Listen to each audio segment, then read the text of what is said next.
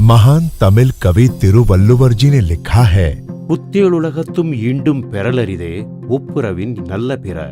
स्वर्ग और धरती पर मानव सेवा से बेहतर कर्म खोजना कठिन है। माननीय प्रधानमंत्री के नेतृत्व में वित्त मंत्रालय और कॉर्पोरेट कार्य मंत्रालय देशवासियों की सेवा का उनका उद्देश्य पूरा करने के लिए प्रतिबद्ध है।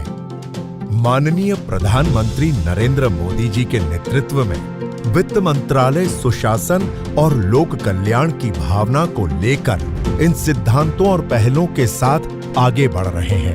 पहला, प्राथमिक नीतियों में ऐसे बदलाव लाए जाएं जो बजट संबंधी प्रक्रियाओं की कार्यक्षमता बढ़ाएं। बजट घोषणा की तारीख को अग्रिम रूप से 1 महीने से घटाया। रेलवे बजट को मुख्य बजट से जोड़ा गया। प्लान और नॉन प्लान व्यय का विलय किया गया। इस तरह सूक्ष्म पर जरूरी बदलाव लाए गए।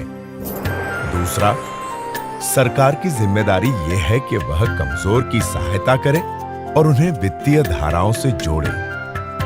इसी सोच ने आकार दिया विश्व की सबसे बड़ी वित्तीय समावेशन योजना को। जन धन योजना के जरिए करोड़ों देशवासियों के बैंक खाते खोले गए, जिससे जैम यानी जन धन, आधार और मोबाइल को एक साथ जोड़कर डीबीटी के जरिए करोड़ों खातों में सीधे लाभ पहुंचाया गया, जिसकी वजह से कोविड महामारी के समय राष्ट्र अपने नागरिकों की तुरंत सहायता कर पाया और हर एक देशवासी की सामाजिक सुरक्षा सुनिश्चित हो। इसके लिए कम प्रीमियम पर प्रधानमंत्री जीवन ज्योति बीमा योजना और प्रधानमंत्री सुरक्षा बीमा योजना का शुभारंभ किया गया। कमजोर वर्गों के लिए अटल पेंशन योजना शुरू की गई। तीसरा, काले धन और भ्रष्टाचार के लिए देश में कोई जगह नहीं है और माननीय प्रधानमंत्री ने समय समय पर इस पर जोर दिया।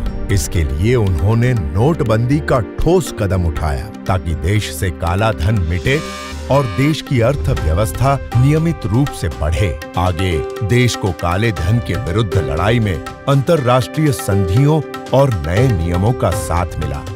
चौथा, डिजिटल अपनाओ, नकद लेन देन में कमी लाओ और भ्रष्टाचार पर नियंत्रण लगाओ। नोटबंदी से डिजिटलीकरण को बढ़ावा मिला। भारत के स्वदेशी डिजिटल प्लेटफॉर्म यानी कि यूनिफाइड पेमेंट सिस्टम से आज भारत डिजिटल भुगतान में विश्व का सबसे बड़ा उपभोक्ता बन चुका है। डिजिटल विकल्पों को भुगतान में ही नहीं बल्कि वित्त, कर और कंपनी संबंधी कानूनी कार्यों के लिए भी मान्यता मिल गई है।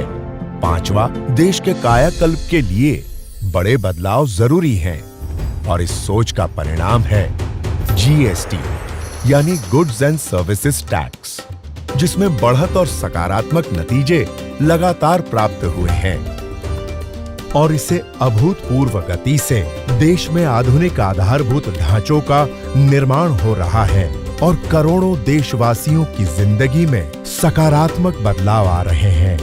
जीएसटी को लागू करने में दोहरी रणनीति अपनाई गई। प्रक्रिया को आसान बनाया गया।